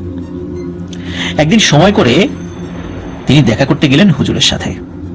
হুজুর তাকে অন্য একদিন এশার নামাজ পড়ে তার সাথে দেখা করার জন্য আসতে বললেন আর কিছু সূরা কালাম পড়ে তাকে ফু দিয়ে দিলেন। হুজুরের কথা মতোই তিনি পরদিন রওনা হলেন এশার নামাজের পর, যাতে করে তার সাথে দেখা করা যায়। বলে রাখা ভালো, সেটি হচ্ছে এই আবিদ ভাইয়ের যে গ্রাম, চর গড়পাড়া গ্রাম, এটার পাশে একটি ছোট্ট জায়গা রয়েছে, তার নাম হচ্ছে ভূত গেরো। কথিত আছে এই জায়গায় নাকি অনেক আগে মানুষকে অর্ধেক মাটিতে পুঁতে পা উপর করে ফেলে রাখা হতো। কারা যে এই ঘটনা ঘটাতো সেটা কিন্তু গ্রামবাসী কেউই দেখেনি। তবে শোনা যায় এটা খারাপ কোনো জিনদের কাজ ছিল। আর ভূতে যেহেতু তাদেরকে মাটিতে গেড়ে রাখতো, এই জন্যই মূলত ওই এলাকার নাম হয়ে গিয়েছিল ভূত গেরো। তো যাই হোক, তিনি সেই ভূত গেরোর পথ দিয়েই যাওয়া শুরু করেন, কারণ তাকে এই পথ দিয়েই যেতে হবে, এছাড়া কিন্তু অন্য কোনো পথ নেই যাওয়ার, সেই হুজুরের বাড়িতে যাওয়ার। তো গ্রামের রাস্তায় আগের দিনে কিন্তু মাগরিবের নামাজের পরপরই শুনশান হয়ে যেত। এখন তাকে তো যেতে হবে, যেহেতু তার বিভিন্ন সমস্যা হচ্ছিল, তাই তিনি ভয় না পেয়ে সেই হুজুরের বাড়িতে যেতে লাগলেন। কিছু দূর যাবার পর তিনি দেখেন একটা লম্বা বাঁশ তার সামনে আড়াআড়িভাবে রাস্তার উপর পড়ে আছে। তিনি বুঝতে পারছিলেন না তিনি ঠিক কি করবেন। মনে মনে ভাবলেন আশেপাশে ফাঁকা, এইখানে এত রাতে বাঁশ পড়ে আছে কেন? তো তিনি ঠিক করলেন তিনি পাশ কাটিয়ে চলে যাবেন, মানে বাঁশের উপর দিয়ে যাবেন না। তিনি বাঁশের যেই মাথা রয়েছে প্রয়োজনে রাস্তা থেকে নেমে সেদিক উল্টো মানে ঘুরে, মানে মাথার দিক দিয়ে ঘুরে উনি আবার রাস্তায় উঠবেন, কিন্তু তিনি বাঁশের উপর দিয়ে যাবেন না। যখনই তিনি বাসটাকে পাশ কাটিয়ে কিছুটা সামনে গিয়েছেন তখনই বাসটা বিকট শব্দে উপরে উঠে যায়। তখন তিনি সেখান থেকে ভয়ে এক দৌড়ে কিছু দূর সামনে এগিয়ে যান। আর উনি কিন্তু জানতেন যে রাতের বেলা এইভাবে বাসের উপর দিয়ে যাওয়া ঠিক নয়। বাস এরকম রাস্তায় পড়ে থাকে, যখনই কেউ পা দেবে সাথে সাথে বাসটি খাড়া হয়ে যায়। এরকম কিন্তু সমস্যা অনেক সময় ঘটেছে, সেই বিষয়গুলো তিনি জানতেন। এই কারণে তিনি মূলত বেশ রাস্তা থেকে নেমে বেশ খানিকটা পথ ঘুরে তারপরে গিয়েছিলেন। তিনি মনে মনে কিন্তু অনেক ভয় পাচ্ছিলেন, কিন্তু এখন যদি আবার ফিরে আসেন তাহলে তো হুজুরের সাথে দেখা করা হবে না। তাই তিনি হুজুরের বাড়ির দিকে তাড়াতাড়ি হাঁটতে থাকেন। কিছুক্ষণ পর তিনি দেখেন অনেকগুলো ইঁদুর রাস্তা দিয়ে ছোটাছুটি করছে। সাধারণত এগুলো মানে এতগুলো ইঁদুর কখনো একসাথে চলাফেরা করে না। ইঁদুরগুলো কি হচ্ছিল, তার পায়ে উঠে যাচ্ছিল। তখন তিনি পা ঝাড়ি দিয়ে ফেলে দেন, এই মানে পা ঝাড়ি দেন এবং ওই ইঁদুরগুলো তার পা থেকে পড়ে যায়। তখন তিনি দৌড় দেন। তার হিসাব মতে হুজুরের বাড়ি পৌঁছানোর তখনও আরো প্রায় 15 মিনিট বাকি রয়েছে। রাস্তার পাশে তিনি একটা কবর দেখতে পান এবং সেই কবর দেখতে পেয়ে সেই কবরের পাশে থেমে যান। কারণ হলো সেখানে তিনি দেখতে পান ওই যে ইঁদুরগুলো তার পেছন পেছন আসছিল সেগুলো কবরের কাছে এসে মুহূর্তেই সাপ হয়ে রাস্তা থেকে শো শো শব্দ করে নিচে নেমে গেল। তার সামনে কিন্তু ভীষণ বিপদ, এটি তিনি বুঝতে পারছিলেন। তার কিন্তু সামনে আর আগাবার সাহস হচ্ছিল না। কিন্তু সমস্যা হলো তিনি যখনই ওই কবরের ওই জায়গা থেকে সরে আসেন তখনই ওই সাপগুলো তার দিকে তেড়ে আসে। এখন উনি যদি ওই জায়গায় দাঁড়িয়ে থাকেন সাপগুলো কিছু বলে না। কি একটা বিপদ চিন্তা করেন প্রিয় লিসেনার্স, যে তিনি ওই জায়গা থেকে সরতে পারছিলেন না। ওই জায়গা থেকে সরলেও আগায় গেলে বা পিছিয়ে গেলে ওই সাপগুলো তার দিকে তেড়ে আসা শুরু করে। আবার যখন কবরের সামনে চলে যায় তখন সাপ কিছু বলে না, দূরে থাকে। এই কারণে তিনি কিছুতেই সেই জায়গা থেকে আসলে সরে যেতে পারছিলেন না, তিনি ওই জায়গায় আটকে যান। কিছুক্ষণ পর তিনি দেখতে পান দুটো লোক কথা বলতে বলতে রাস্তা দিয়ে আসছে। তখন তিনি সাহস ফিরে পান এবং তাদের পেছন পেছন যেতে থাকেন। যখন ওই দুটো লোক আসছে তখনই কিন্তু তিনি দেখেন যে ওই সাপগুলো আর দেখা যাচ্ছে না। আর যখন তিনি ওই দুটো লোকের পেছন পেছন হাঁটা শুরু করেছেন তখন কিন্তু আর কোনো সাপটাপ নাই, কিচ্ছু নেই। ওই লোক দুটো ঠিক হুজুরের বাড়ির পাশ দিয়েই চলে যায়। তখন তিনি হুজুর বাড়িতে প্রবেশ করেন। হুজুর তাকে বিশ্রাম নিতে বলেন আর তার সাথে ঘটে যাওয়া সব কিছু শোনেন। হুজুর তাকে ঝাড়ফুঁক করে পানি পরা দেন। তারপর তাকে বলেন যে পরের দিন জোহরের নামাজের পর তুমি আসো। এখানে একটি সমস্যা, সেটা হচ্ছে যেহেতু তার সাথে একটু আগে ভয়ানক কিছু ঘটনা ঘটেছে, এই কারণে তিনি মনে মনে চাইছিলেন সেই হুজুর তাকে বলুক আজকে রাত্রে যেন তিনি এই বাড়িতে থেকে যান, কারণ তিনি মারাত্মক ভয় পেয়েছিলেন। এখন লজ্জায় তিনি মুখ ফুটে বলতেও পারছিলেন না থাকার কথা। তো মনে সাহস এনে তিনি রওনা হয়ে যান বাড়ির উদ্দেশ্যে। হুজুরের বাসা থেকে বের হতেই সামান্য একটু পথ এগিয়েছেন, তখনই তিনি ওই যে একটু আগে যে দুটো লোককে দেখেছিলেন, যে যখন কবরের কাছে তিনি আটকে গিয়েছিলেন সাপের ভয়ে, দুটো লোক এসেছিল, তখন ওই দুটো লোককে আবার দেখতে পান যে তারা হেঁটে আসছে। তখন দাদা মনে মনে সাহস পান। ওই লোক দুটি তার থেকে আনুমানিক 10 থেকে 15 হাত সামনে হাঁটছিলেন। তিনি তাদের সাথে কথা বলার জন্য ডাক দেন, কিন্তু লোক দুটো তার কোনো কথার উত্তরই দিচ্ছে না। তারা তাদের মতো করে নিজেরা বিড়বিড় করে কথা বলতে বলতে যাচ্ছে। তাদের অনেক চেষ্টা করেছিলেন তিনি ধরার, মানে পায়ে হেঁটে ধরার জন্য, কিন্তু পারছিলেন না। এক পর্যায়ে তিনি দৌড় দেন, কিন্তু কোনোভাবেই তাদেরকে ধরতে পারছিলেন না। তো যাই হোক, তাদের সাথে হাঁটতে হাঁটতে মানে তাদের পিছনে হাঁটতে হাঁটতে তিনি তার বাড়ির সামনে চলে আসেন। মানে ওই লোকগুলো আবার দাদার বাড়ির সামনে দিয়ে চলে যায় যে রাস্তা রয়েছে। তখন মানে দাদা চিন্তা করেন যে ভালোই হলো, এই লোক দুটো আবার বাড়ির পাশ দিয়ে গেল, ভালো ওনাদের সাথে কথা না বললেও, ওনাদের ধরতে না পারলেও ওনাদের সঙ্গ পাওয়া গেল। তো উনি আসলে ঘুণাক্ষরও টের পাননি যে আচ্ছা এই লোকগুলোকে যে আমি দৌড়ে ধরতে পারছি না, ঘটনা কি। যাই হোক, যখন তিনি দেখেন যে ওনার বাড়ির কাছাকাছি তিনি চলে এসেছেন, ওনার বাড়ির কাছে চলে এসেছেন, ওই লোক দুটো কিছুটা সামনের দিকে আছে। এরপর হঠাৎ করে তাকিয়ে দেখেন যে ওই লোক দুটো কিন্তু আর নেই। তখন তিনি এই বিষয়ে আর তেমন কিছু ভাবেননি। তিনি মনে করছেন হয়তো বা রাত তো অন্ধকার হারিয়ে গেছে অন্ধকারের মধ্যে, এই বিষয়গুলো নিয়ে উনি ফার্দার আর কিছু ভাবেননি। তিনি বাসায় ঢুকে হাত মুখ ধুয়ে ঘুমিয়ে পড়েন। পরের দিন জোহরের নামাজ পড়ে দাদা সেই হুজুরের বাড়িতে যান এবং তিনি হুজুরকে বলে যে কাল রাতে মানে ওই হুজুর তাকে বলে আর কি, দাদাকে বলে যে কাল রাতে আপনার কোনো সমস্যা হয়নি তো? উত্তরে দাদা বলেন যে সমস্যা হয়নি, তবে আমি দুটো লোক দেখেছিলাম, অনেক ডাকলাম কিন্তু আমার কথার কোনো উত্তরই দিল না, ভ্রুক্ষেপই করলো না, এমনকি আমি দৌড়েও তাদের ধরতে পারলাম না, বুঝলাম না সমস্যা কি হলো। তখন হুজুর মুচকি হেসে তাকে বললেন যে বাবা, তুমি কালকে রাত্রে আসার সময় যে দুটো লোককে দেখেছিলে, যখন তুমি কবরের কাছে আটকে গিয়েছিলে, দুষ্ট জিনেরা তোমাকে ক্ষতি করার চেষ্টা করছিল, ওই সময় দুটো লোক ওদিক দিয়ে হেঁটে আসছিল, যার কারণে ওরা তোমাকে ক্ষতি করতে পারেনি। আর তুমি আমার বাসা থেকে ফিরে যাওয়ার সময় যে দুজনকে দেখেছিলে, একই লোক দুটি, এরা মূলত আসলে কোনো মানুষ নয়, এরা আমারই পালিত জিন। রাস্তা তোমার বিপদ হতে পারে ভেবে আমি আগেই ওদেরকে পাঠিয়ে দিয়েছিলাম, কারণ রাস্তাটা ভালো না। আবার তুমি যখন বললে তোমার সাথে ঘটা ঘটনা হলো, তখন আমি আবার ওদেরকে পাঠিয়ে দেই যেন তুমি ভয় না পাও আর সুস্থ হয়ে বাড়িতে যেতে পারো। তখন তিনি সব কিছু বুঝতে পারেন যে আসলে আগের রাত্রে দুইবার যে ঘটনা ঘটেছিল, দুজন লোককে দেখেছিল, এরা আসলে মানুষ নয়। তো যাই হোক, হুজুর তাকে কিছু আমল দেন আর বলেন মসজিদে একা নামাজ পড়ার আগে সেগুলো পড়ে নিতে। দাদা হুজুরের কথা মতো কাজ করেন, এরপর থেকে আর তেমন কোনো সমস্যাই হয়নি। কিন্তু এর পরেও কিন্তু আরো ঘটনা ঘটে। হুজুরের বাড়ি থেকে ফিরে আসার কিছুদিনের মধ্যে ঘটে আরো একটি ঘটনা। দাদা যখন মসজিদে একা নামাজ পড়তেন, তখন 3টা সাপ তার আশেপাশে ফুসফুস শব্দ করত, কিন্তু তাকে কিন্তু কিছুই করতো না, মানে কোনো ক্ষতি করতো না।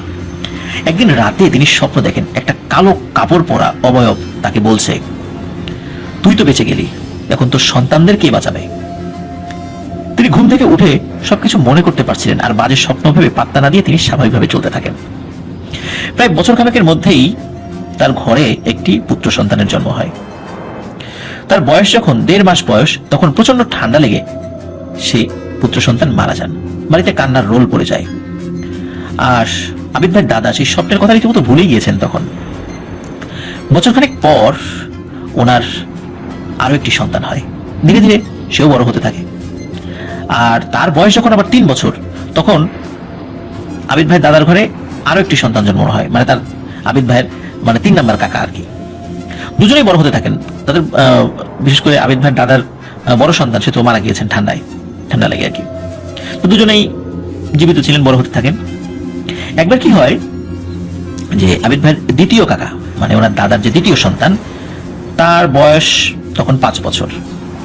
আর তার ছোট ভাইকে তিনি কোলে করে নিয়ে খেলছিলেন।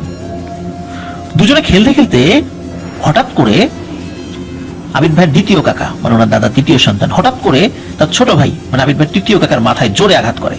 আর সাথে সাথে ওই 2 বছর বয়সী বাচ্চা মারা যান। আবিদ ভাইয়ের দাদা চিৎকার করে কান্নাকাটি করতে থাকেন। আর এর মধ্যে ঘটে আরো একটি অদ্ভুত ঘটনা। যখন ছোট ভাইকে আঘাত করেছেন, ছোট ভাই মারা গিয়েছে, আর তার বয়সটা 5 বছর, সেও তো এমন কিছু বোঝে না, তখন তিনি লাফ দিয়ে মাটির উপর থেকে উপর দিকে লাফ দেন এবং তার লাফ দিয়ে মাটিতে পড়ে যান এবং মুখটা পড়ে আবার মাটির উপরে।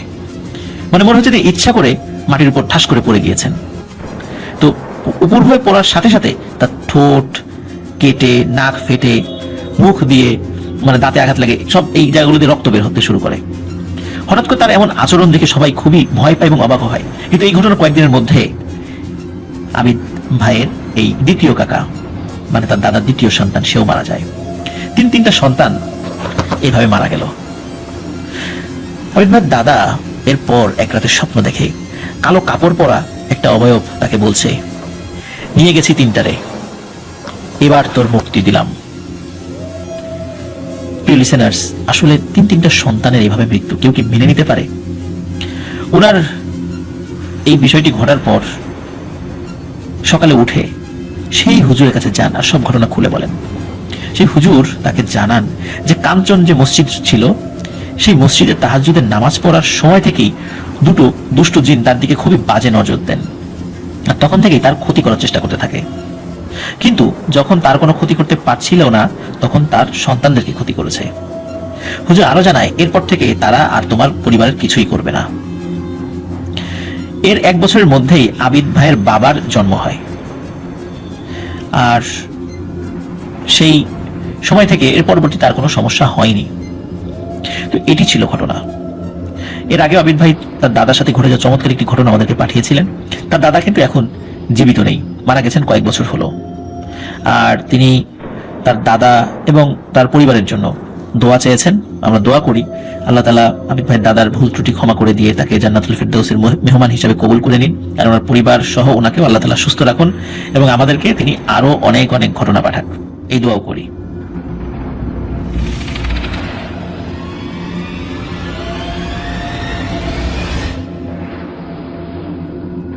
আরো একটি নতুন ঘটনায় সকলকে স্বাগত জানাচ্ছি প্রিয় লিসেনার্স।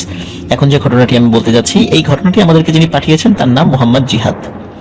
তার বাড়ি শরীয়তপুর জেলার নড়িয়া থানার ভূমখাড়া ইউনিয়নের ভূমখাড়া গ্রামে। ঘটনাটি ওনার নিজের চাচাতো ভাইয়ের সঙ্গে ঘটেছে। ঘটনাটির সময়কাল 2007 সাল। তিনি নতুন একটি কম্পিউটারের দোকান দিবে, এই জন্য ঢাকা যাওয়ার উদ্দেশ্যে রওনা দেন নতুন কম্পিউটার কেনার জন্য। আনুমানিক বিকাল 3টার দিকে তিনি রওনা দেন। ওর একটি বাইক ছিল, সে বাইকটি নিয়ে রওনা দেন। আর ওনার বাড়ি যেহেতু শরীয়তপুরে ছিল, এই কারণে ঢাকায় আসতে হলে অবশ্যই পদ্মা নদী পাড়ি দিতে হবে। আর যেহেতু তখনও কিন্তু মানে আমাদের পদ্মা সেতু তো হয়নি, সেটা তো বলা বাহুল্য। আর ওই সময় তো লঞ্চ আর ফেরি বা ট্রলারি করেও পার হওয়া যেত। বিশেষ করে মোটরসাইকেলগুলো কিন্তু অনেকেই ট্রলারি করে পার করতেন। আর উনি মোটরসাইকেলের পার করেননি, তিনি ওই ঘাটে রেখে লঞ্চে পার হলেন। আর তিনি ওইখান থেকে মাওয়া ঘাটে চলে আসেন, আর ওইখান থেকে বাসে করে ঢাকায় চলে আসেন। ঢাকায় আসতে আসতে তার রাত 8টা কি 9টা বেজে যায়। আর কম্পিউটার আগে থেকেই কেনা ছিল, আগে থেকেই সবকিছু মোটামুটি রেডি করা ছিল। আর যাদের সাথে কিনবে তাদের সাথে আগে থেকেই ফোনে যোগাযোগ করা ছিল। সুতরাং সবকিছু যেহেতু সাজানো গোছানো ছিল, তাই খুব দ্রুত কম্পিউটার নিয়ে সেখান থেকে তিনি রওনা দেন। ঢাকা থেকে কম্পিউটার নিয়ে তিনি বাড়ি ফেরার উদ্দেশ্যে রওনা দিতে দিতে রাত 10:30 বেজে যায়। বাসে করে তিনি আসেন মাওয়া পর্যন্ত। ওখান থেকে তিনি ট্রলারে করে মাঝির ঘাট আসেন। আর সেখানে আসার পর তিনি তার বাইক নিয়ে রওনা দেন। আর বাইকটা যখন তিনি বাড়ির উদ্দেশ্যে রওনা দিয়েছেন, কম্পিউটারটা বাইকের পেছনে সুন্দর করে বেঁধে, তখন রাত প্রায় 12:30টার মতো বাজে। হয়তোবা আনুমানিক রাত 12:30, কিন্তু আরো বেশি বাজার কথা। কারণ উনি যদি 10:30টার দিকে মাওয়ার উদ্দেশ্যে রওনা দেন ঢাকা থেকে, তাহলে মাওয়া পর্যন্ত এসে এই পদ্মা পাড়ি দিতে দিতে সময়টা আরো বেশি লাগার কথা। তো আমার হিসাব, প্রিয় লিসেনার্স, আমি যতটুকু বুঝতে পেরেছি, আসলে 12:30 না, তখন রাত প্রায় 2:30টার মতো বাজতে পারে। তো যাই হোক, ওই ঘাট থেকে তার বাড়িতে আসতে লাগবে প্রায় 1 ঘন্টা বাইকে করে। তো উনি আল্লাহর নাম নিয়ে রওনা দেন, বেশ ভালোভাবেই যাচ্ছিলেন। তো বাড়ির কাছাকাছি যখন চলে আসবে, ওনাদের গ্রামের বাড়ি তো ওই একই জায়গায় ভূমখাড়া। তো ওনাদের গ্রামের আগে একটা বাজার পড়ে, গ্রামের ওই বাজারটার নাম হচ্ছে গৌরাঙ্গ বাজার। আর ওই বাজারের ঠিক একটু আগে একটি পুরাতন কবরস্থান রয়েছে রাস্তার পাশে। তিনি যখন বাইকটি আসছিলেন, তখন তিনি দেখেন যে কবরস্থানের একদম সামনে একজন ব্যক্তি জুব্বা পরে দাঁড়িয়ে আছে, মাথায় সাদা কাপড় দিয়ে ঢাকা, মুখটা ভালো করে খেয়াল করা যাচ্ছে না। তিনি কবরস্থানের গেটের সামনে দাঁড়িয়ে আছেন। তো তাকে দেখে তিনি ভাবলেন যে ইনি হয়তোবা কোনো মসজিদের ইমাম হবেন, কবর জিয়ারত করতে এসেছেন এত রাত্রে। অনেক সময় অনেক হুজুরা রাতের বেলা কবর জিয়ারত করতে আসেন। তো উনি আবার ভাবলেন যে ওনাদের গ্রামে যে মাদ্রাসা রয়েছে, ইনি হয়তোবা সেখানকার কোনো হুজুর বা শিক্ষক। তো এত রাতের বেলা এসেছেন, হয়তো আবার মাদ্রাসায় ফিরে যাবেন। আর যেহেতু একই গ্রামে তারা থাকেন, এই চিন্তা করলেন, মানে এটা ভেবে তিনি ওইটা যেটা করেন আর কি, মানে ভাবেন যে এনাকে তাহলে এত রাতের বেলা এখানে রেখে কি হবে, সাথে করে নিয়ে যাই। উনি একা একা এত কষ্ট করে যাবেন আবার হেঁটে হেঁটে, আমি নিয়ে গেলে তো তার অনেক উপকার হয়। তো উনি ওই উপকার করার চিন্তা নিয়ে ওনার বাইক স্টার্ট অবস্থায় থামিয়ে দিয়ে তাকে সালাম দেন, আসসালামু আলাইকুম, এবং জিজ্ঞেস করেন যে হুজুর, আপনি কি কবর জিয়ারত করতে এসেছেন নাকি এত রাতে?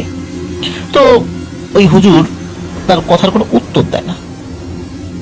তারপর তিনি আবারও জিজ্ঞেস করেন যে হুজুর, আপনি কি কবর জিয়ারত করতে এসেছেন? আর আপনি কি আমাদের গ্রামে যে মাদ্রাসা ওখানকার হুজুর? তো এভাবে বেশ কয়েকবার জিজ্ঞেস করে, কিন্তু সে কোনো উত্তর দেয় না। থার্ড টাইম বা ফোর্থ টাইম সে যখন আবার জিজ্ঞেস করেছে, এইটা বলার সাথে সাথে ওই লোকটি মাথা তো একটু নিচু করে রেখেছিল, সে মাথাটা একটু উঁচু করে তার দিকে তাকায়। আর তখনই তিনি দেখেন যে জুব্বা পরিহিত যে লোকটি ইমামের বেশ ধরে দাঁড়িয়ে আছে, ওনার দেহ মানুষের মতো হলো, তার চেহারাটা পুরোটাই নেকড়ের মতো, চোখ দুটি রক্তের মতো লাল হয়ে ওনার দিকে তাকিয়ে আছে, দুটো বড় বড় দাঁত বের করে। এই দৃশ্য দেখার পর কোনো মানুষ কি স্বাভাবিক থাকতে পারে? প্রিয় লিসেনার্স, ওনার বাইকের ইঞ্জিন যেহেতু বন্ধ ছিল না, স্টার্টরত অবস্থায় ছিল, উনি সাথে সাথে আল্লাহু আকবার আল্লাহু আকবার বলে চিৎকার দিয়ে গাড়ি টান মারে ওখান থেকে। একটু আগানোর পর উনি আরো একটি ভয়ানক ব্যাপার দেখতে পান এবং ভয়ানক বিষয়ের মুখোমুখি হন। সেটি হচ্ছে, যদি দেখেন যে বড় বড় গাছ রাস্তার মাঝখানে পড়ে আছে। তো এটা একটা কারণে হতে পারে, সেটা হলো যে অনেক সময় ডাকাতরা রাস্তার মাঝখানে গাছ ফেলে রাখে। কিন্তু উনি বুঝতে পারছিলেন না যে এইখানে তো আগে কখনো ডাকাতি হয়নি, এত রাতের বেলা কে এখানে রাস্তায় গাছ ফেলে রাখবে। তিনি ভাবলেন যে এটা অস্বাভাবিক কিছু হতে পারে, প্যারানরমাল কিছু হতে পারে। এই চিন্তা করে তিনি পবিত্র কোরআনের যত আয়াত মুখস্থ ছিল তার, সেগুলো পড়তে থাকলেন। তারপর তিনি যখন ছোট ছোট সূরা পড়তে লাগলেন, তখন তিনি দেখতে পাচ্ছেন যে গাছগুলো আস্তে আস্তে ছোট হওয়া শুরু হয়েছে। দেখা গেল যে কোনটা 15 ফুট লম্বা, সেটা আস্তে আস্তে ছোট হতে হতে হতে হতে একটা সময় মিলিয়ে যাচ্ছে।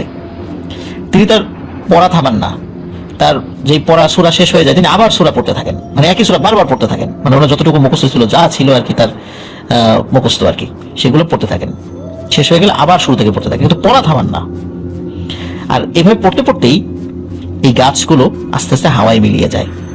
আর উনি কিন্তু বাড়ি ফিরতে থাকেন মোটরসাইকেল নিয়ে, কিন্তু এই দোয়া কালাম উনি কোনোভাবেই থামান না।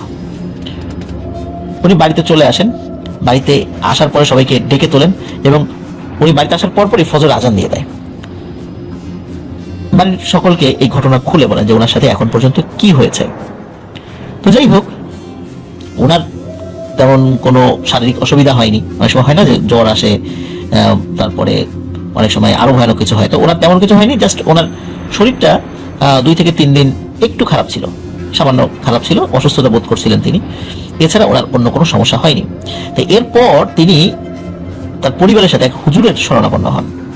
হুজুর সব ঘটনা খুলে, হুজুর যখন সবকিছু শোনেন এবং তিনি যখন হুজুরের কাছে সব ঘটনা খুলে বলেন, তখন হুজুর বেশ কিছুক্ষণ চুপ থেকে তিনি বলেন যে, সর্বনাশ, তুমি ওই দিন যাকে দেখেছিলে সেটা হচ্ছে একটা আদমখোর জিন। এই জিনদের কাজ হচ্ছে মানুষের মাংস খাওয়া। তুমি তার যে সুরতে দেখেছিলে বিশাল জুব্বা পরা অবস্থা, এটা মোটেও আসলে তার সুরত না, এটা সে ওই সুরতে এসেছিল যাতে করে যদি কখনো কোনো মানুষ তাকে দেখে, ওই আদমখোর জিনকে, যাতে করে সে ওই মানুষটা তাকে মানুষই ভাবে। প্রিয় লিসেনার্স, এখানে একটি কথা বলে রাখি, সেটা হচ্ছে যে এই আদমখোর জিনরা রাতের বেলা যখন কবরস্থান বা অন্য কোথাও যায়, তখন কিন্তু অনেকেই তাদেরকে দেখে ফেলে। এবার মানুষ যে তাদেরকে দেখছে, এরা কিন্তু অনেক সময় টেরও পায় না। তো মানুষ যেহেতু তাদের অনেক সময় দেখে ফেলে, এই জন্য কখনো কখনো তারা ছদ্মবেশের আশ্রয় নিলেও নিতে পারে। এটি হয়তোবা এই জায়গাতে ঘটেছিল। আর আল্লাহর অশেষ রহমতে তিনি কোনোভাবে বেঁচে গিয়েছিলেন। তো এটি ছিল ঘটনা। প্রিয় লিসেনার্স, আদমখোর জিন যে আসলেই আছে, এই ঘটনা থেকে আমরা কিন্তু তার একটা নিদর্শন পেলাম। প্রিয় লিসেনার্স, আশা করছি এই ঘটনাটি আপনাদের ভালো লেগেছে।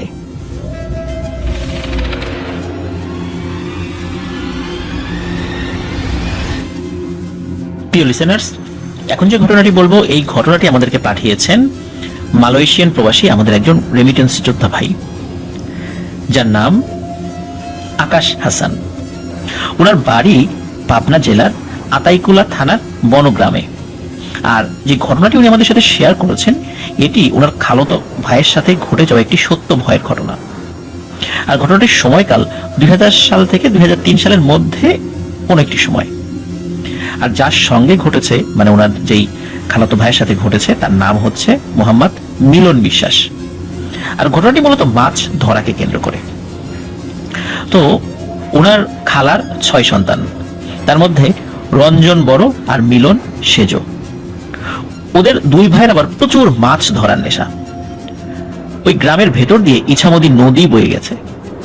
তো ইছামতি নদী, সেখান থেকে উৎপন্ন একটি শাখা, যেটি তাদের বাড়ি থেকে কিছুটা দূরে বিস্তৃত।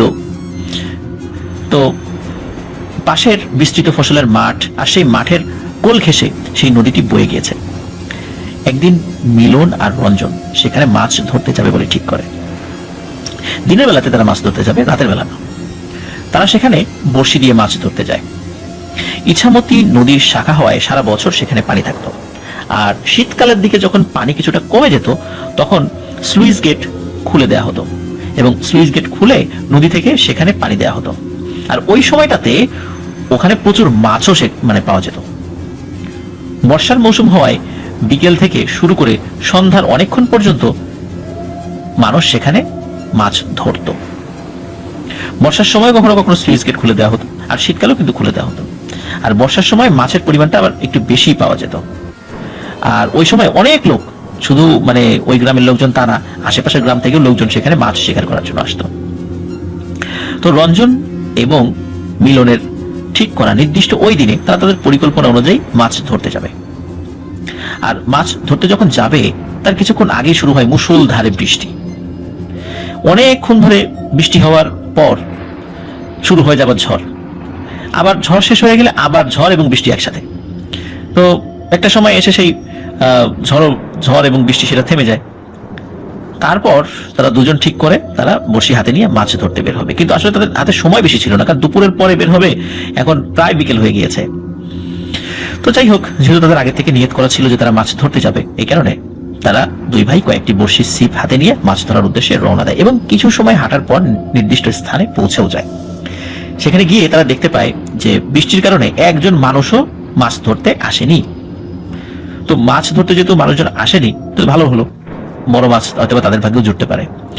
আর তখন তো বিকালবেলা, তারা দুজন কোনো ধরনের কোনো চিন্তা না করে মাছ ধরা শুরু করে এবং বড়শির ছিপ ফেলার পরপরই তারা বেশ মাছ পেতে শুরু করে। মনে তাদের ব্যাপক খুশি যে আজ বেশ মাছ পাচ্ছে এবং ভালো ভালো মাছ পাচ্ছে। একটা সময় পর সন্ধ্যা নেমে আসে, মাগরিবের আজানের ধ্বনি তাদের কানে আসে, কিন্তু মাছ ধরার নেশা তাদের এমন ভাবে পেয়ে বসেছে যে ওই সময় তাদের কিন্তু আর কোনো ভ্রুক্ষেপ নেই যে মাগরিব হয়ে গেছে, আমাদেরকে বাসায় যেতে হবে। তো মাছ ধরার এক পর্যায়ে হঠাৎ করে একটা টেংরা মাছের কাঁটা মিলনের হাতে ফুটে যায় এবং প্রচন্ড যন্ত্রণা শুরু হয়। রঞ্জন মিলনকে বলে, ওই সময় কিছু টোটকা চিকিৎসা আর কি, এটা কতটুকু বিজ্ঞানসম্মত জানি না। তো রঞ্জন তখন মিলনকে বলে যে তুই গিয়ে মরিচের ক্ষেত থেকে মরিচ তুলে এনে ক্ষতস্থানে লাগিয়ে দে, তাহলে ঠিক হয়ে যাবে। মিলন রঞ্জনের কথা মতো মাঠের দিকে যেতে থাকে। নদীর পাড়ে একটি ছোট্ট জঙ্গল রয়েছে, জঙ্গলের অপর পাশেই রয়েছে মাঠ। আর মিলন জঙ্গল পার হয়ে যখনই মাঠের ভেতরে প্রবেশ করেছে, তখন দূর থেকে সে দেখতে পায় যে অস্বাভাবিক রকমের বড় একটি পাঠা ছাগল তাদের যে মরিচ ক্ষেত রয়েছে সেখানে, সেই মরিচ ক্ষেতের একদম মাঝে দাঁড়িয়ে মরিচের গাছগুলো নষ্ট করছে এবং গাছ সব খেয়ে ফেলছে। কিন্তু ওই ছাগলটি ছিল একটি ষাঁড়ের মতো উঁচু, আর সারা গায়ে অনেক লম্বা লম্বা পশম, লোম। মিলন ভাবলো হতে পারে এটি কারো ছাগল ছুটে এসে এই ক্ষেত নষ্ট করছে। কিন্তু ছাগল এত বড় হবে এটি আসলে তার মাথায় ওইভাবে আসেনি। কারণ হলো ওই ক্ষেতটি তাদের ছিল, আর তাদের ক্ষেতে ঢুকে একটি ছাগল সবকিছু নষ্ট করে দিচ্ছে, এটি তিনি আসলে মানতে পারছিলেন না। তিনি সাত পাঁচ না ভেবে দৌড়ে ছাগলটার সামনে চলে যান তাকে তাড়ানোর জন্য। মিলন যখনই ছাগলের সামনে গিয়েছে সে মারাত্মক ভয় পায়। তখন তো সন্ধ্যা লেগে গেছে, তখনও আবছা আলো কিন্তু ছিল, সন্ধ্যা লাগার পরেও কিন্তু আবছা আবছা আলো থাকে না, তেমন আলো কিন্তু ছিল। আর মিলন ভয় পাওয়ার কারণ হলো সেই ছাগলটি যখন সে দেখেছে, তার ওই ছাগলটির শরীরটা ছাগলের মতো, কিন্তু মুখটা হচ্ছে একটি ভয়ঙ্কর চেহারার মানুষের মতো, আর বড় বড় লোম দ্বারা সারা শরীর তো আবৃত। ওই মনুষ্য চেহারাধারী ওই ছাগলটি নাকের নিচ থেকে ঠোঁট, দাঁত এবং মুখের কিছু অংশ ছাগলের মতোই, কিন্তু একটা মানুষের চেহারা যেমন হয় সেটি কিন্তু স্পষ্ট বোঝা যাচ্ছে। কিছু অংশ মুখের নিচের অংশ কিছুটা ছাগলের মতো, কিন্তু মূলত মুখ মানুষের মতোই ছিল, তবে মুখটা একটু লম্বা ছিল ছাগলের মতো, এতটুকুই। আর সে মিলনের দিকে তাকিয়ে গড়গড় গড়গড় শব্দ করছে। একটু আগে কিন্তু কোনো শব্দ সে শোনেনি, কিন্তু যখনই সামনে এসেছে ওই ছাগলটির, তখনই গড়গড় শব্দ শুরু করেছে। ছাগল কিন্তু সাধারণত এভাবে গড়গড় শব্দ করেন না, কিন্তু ওই ছাগলটি করছিল। তো মনে হচ্ছে যে সে ওই ছাগলটি মিলনের উপর ভীষণ ক্ষেপে গিয়েছে। এই ভয়ানক আকৃতির ছাগল যখন মিলন দেখতে পায়, এই দৃশ্য যখন মিলনের সামনে চলে আসে, সে এতটা ভয় পেয়েছিল, সে ভয় পেয়ে চিৎকার করতে করতে আবার ওই যে ছোট্ট জঙ্গলের ভেতর দিয়ে দৌড়ে নদীর পার হয়ে রঞ্জনের কাছে চলে আসে এবং রঞ্জনকে সব কথা খুলে বলে। এ কথা শোনার পর রঞ্জন আর মিলন সাথে সাথে মাছ ধরার স্থান ত্যাগ করে এবং দ্রুত বাসায় চলে আসে। বাসায় আসার পর সকলের কাছে ঘটনাটি খুলে বলে। আর ওরা ওই সময়টাতে যে জিনিসটি দেখেছিল সেটি মূলত একটি ভয়ঙ্কর জিন। সে ওই সুরত ধরে ওই মরিচের ক্ষেত নষ্ট করছিল, অথবা ইচ্ছাকৃতভাবে মিলনকে ভয় দেখানোর জন্য এই মায়াজাল সৃষ্টি করেছিল। সেই মায়াজালে মিলন খুব একটা আটকে না পড়লেও সে সেখান থেকে আল্লাহর অশেষ রহমতে বের হয়ে আসতে সক্ষম হয়েছিল। প্রিয় লিসেনার্স, এমন কিন্তু অনেক বিষয়ই দেখা যায় যে কখনো কখনো আমরা ইউটিউবে দেখতে পাই কোনো একটি মাছ, কিন্তু সেই মাছের চেহারাটা অনেকটা মানুষের মতো। আবার কখনো কখনো আমরা দেখতে পাই কোনো একটা প্রাণী পাওয়া গিয়েছে, সেই প্রাণীর চেহারাটা অনেকটা মানুষের মতো, কিন্তু সেটি ওটা ওরকম দেখার সাথে সাথেই সেটি অদৃশ্য হয়ে যায় বা গায়েব হয়ে যায়। সাধারণত আমাদের স্বাভাবিক সেন্সে আমরা যেটা চিন্তা করি যে এটি আসলে কোনো জিন। আর জিনদের চেহারা বিভিন্ন রকমের হতে পারে। তাদের চেহারা যে মানুষের মতোই হবে তা না। তাদের কারো কারো চেহারা পশুর মতো, কারো কারো দেহ বিভিন্ন ধরনের পশু আকৃতির, কারো কারো মাথায় শিং রয়েছে। তো কেউ কেউ মানুষের মতো হেঁটে চলে, কেউ আবার উড়ে চলে, কেউ আবার কুকুর বিড়ালের মতো চার পায়ে চলে। এটা আসলে এক একটা জিন এক এক রকম, মানে এক এক প্রজাতির জিন এক এক রকম। সুতরাং মিলন হয়তোবা পশু আকৃতির কোনো জিনকে দেখেছিল, অথবা ওই জিনটি মায়াজাল সৃষ্টি করে সেই পাতালবাসীর যেই ঘটনাগুলো, তো এই ধরনের যে মায়াজাল সৃষ্টিকারী যে জিন, সেই জিনটাকেই হয়তো সেখানে দেখেছিল। তবে এই ঘটনার পরে কিন্তু মিলনের তেমন কোনো ক্ষতি হয়নি। ঘটনাটি যদিও ছোট্ট, কিন্তু আশা করছি প্রিয় লিসেনার্স ঘটনাটি আপনাদের ভালো লেগেছে। অসংখ্য ধন্যবাদ। প্রবাস জীবন একটা খুব কষ্টের জীবন, আর সেই কষ্টের জীবনের মধ্যে একটু মানে সময় বের করে আমাদের জন্য ঘটনা পাঠিয়েছেন আকাশ হাসান। তার সুস্থতা কামনা করছি এবং তার জন্য আমরা দোয়া করি তিনি সুস্থ থাকুন, ভালো থাকুন। তিনি দূর দেশে থেকে আমাদের বাংলাদেশের জন্য রেমিটেন্স পাঠাচ্ছেন, আর এর মাধ্যমে তার পরিবার ভালো রয়েছে এবং ওই রেমিটেন্স থেকে প্রাপ্ত লভ্যাংশ বাংলাদেশ সরকারের কোষাগারে জমা হচ্ছে, যার ফলে বাংলাদেশের অর্থনীতিও ভালোর দিকে আছে। প্রিয় লিসেনার্স, আশা করি আমাদের ঘটনা আপনাদের ভালো লেগেছে। ঘটনা ভালো লাগলে লাইক, কমেন্ট ও শেয়ার করে আমাদের সাথে থাকুন। পরবর্তী ঘটনা শোনার আমন্ত্রণ জানিয়ে আজকের মতো এখানে বিদায় নিচ্ছি। আসসালামু আলাইকুম।